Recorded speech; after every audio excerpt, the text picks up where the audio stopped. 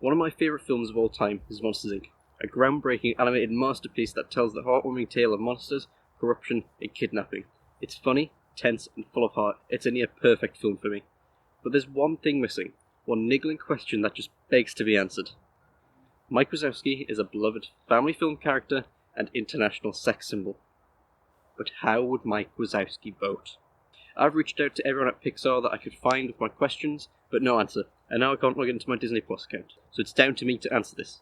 Luckily, I know Monsters Inc. like the back of my hand, and I accept this quest. Finally, a use for my politics degree. But first, some ground rules. We need to find out what Mike's personal politics are, and use this to decide on how he votes. He's a movie character, and obviously he has an arc, so I'll try to answer how he is in the first half of the movie, and at the end. To do this, we need to know more about the world. It's fairly obvious that Monstropolis is some sort of New York City type place. It's big, busy, and diverse. Mike lives with his best friend and colleague. Rent ain't cheap in Monstropolis. We also know that it has fancy restaurants, a workplace that's structured in a familiar way, and tech is mostly identifiable.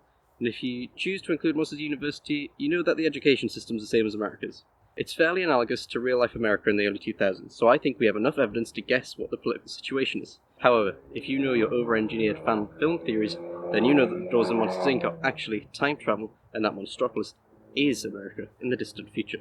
According to a DVD bonus feature, History of the Monster World, Monstropolis was founded after all the monsters, originally a race of creatures called the Mons, who once coexisted with the humans, were chased off the mainland, and were eventually moved to an island in an unknown part of the world. They have lived there ever since. They eat strange fruit on the island, which is possibly what's sold at Tony's. The only way for them to enter human inhabited areas was by these closet doors. This implies that an American-like founding, where they're sort of chased away and they find their own place. Either way, I think it's fair to say that the monsters probably have a political system similar to America's in the early 2000s, two-party systems of Democrats and Republicans. It might be the same parties we know today. So now we know the system, and we have two choices of how Mike will usually vote. I'm going to guess that it's politics pretty generally, but I'll give examples where relevant. So at the start of the film, we see Mike lives in a nice spacious apartment that he shares with his lifelong friend and colleague, James P. Solly Sullivan.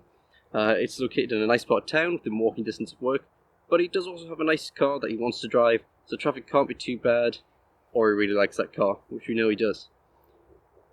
I do want to mention that all the cars are electric in this universe, but everything's powered by screams. I'm still placing this in the early 2000s. He's well ordered and clean, he alphabetizes his CDs, but they're just sort of stacked there.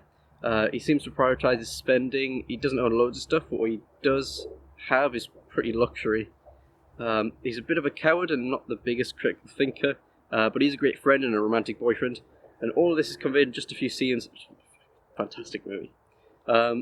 Shortly after that, we meet a character that tells us the key component of Mike's personality. Roz, a slug monster, gives us the insight that Mike hates paperwork. This tells me that Mike is a little bit of an anti-red taper. Thanks to his later attempts of trying to get rid of Boo, working with Randall, we know that he's very individualistic and a little bit selfish. He definitely values his own opinions more than Sully's at some points, and this leads to a few arguments. So I'm going to guess he's a neoliberal. I certainly can't see him as a Marxist or as a fascist. This is lucky for us because America only has two main parties, and they're both neoliberal, so we're no further forward. So let's have a look at the state of these two parties in 2001 when the film was released, and see if that helps us. Animated films take a long time to make, so it's difficult to see what the intentions of the writers were, and what came from the direction later on. So let's have a look in a wider context. So Bill Clinton had just finished his 2 terms in office as a Democrat president. He's solidly neoliberal and was known as a new Democrat. He's also a big proponent of the third way. This is a sort of American centrism, not being the centre of left and right, but being in the centre of the two main parties. Clinton definitely saw it as important to be popular across the spectrum, and he was. Nothing exemplifies this more than the note that Bush left him in the White House for him to find on Inauguration Day. Look that one up. He left office with a 68% approval rating. That matches Reagan and Roosevelt. By the end, most Americans didn't trust him, and they thought his scandal overshadowed his work, but they liked him and they wanted to see him in the public eye again. Only 22% said that he was below average. When he left office, ABC News described public opinion as you can't trust him, he's got weak morals and ethics, and he's done a heck of a good job.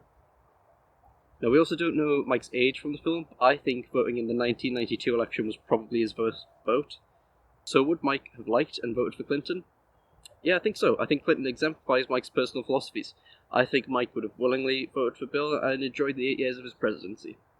But after this, we have Bush versus Gore, or Bush versus Raw in the monster world. So Mike liked Clinton. He's a Democrat, right? He voted Gore. Wrong. What is Al Gore known for now? His environmental campaigns. It's well established at the start of the film that Mike doesn't care about the scream shortage and the energy issue.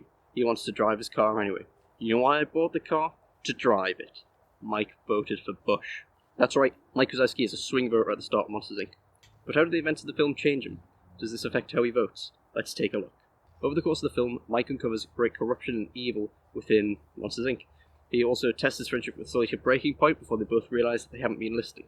Mike realises that he hasn't done the right thing. Trying to hand Boo over to Randall was a mistake. This makes him a more caring and tender person by the end of the film, and we see Mike transform and fix the company and the whole energy problem, continue to work hard, and give Sully a chance to see Boo again. So how does Mike vote in the midterms? Democrat. I think Mike is all too aware of the possibilities of corruption to support removing red tape. This doesn't make him left-wing. I think he's still very neoliberal. He's just now solidly a Democrat. I think he likely voted John Kerry, and definitely he was an Obama voter, given the time his views have to develop. I think he'd educate himself a little more, staying fun but losing the ignorance he has at the start of the film. For contemporary example, he's definitely a Biden voter. I think he would really like Biden. He'd probably have found Trump funny in 2016, but definitely not voted for him. Monsters, Inc. really is one of my favourite films. I didn't really have to look much up for this video. I didn't even rewatch it because I can quote that movie from memory pretty much. I hope you enjoyed. Let me know if you want to see another one. I'm out of your hair. Bye bye.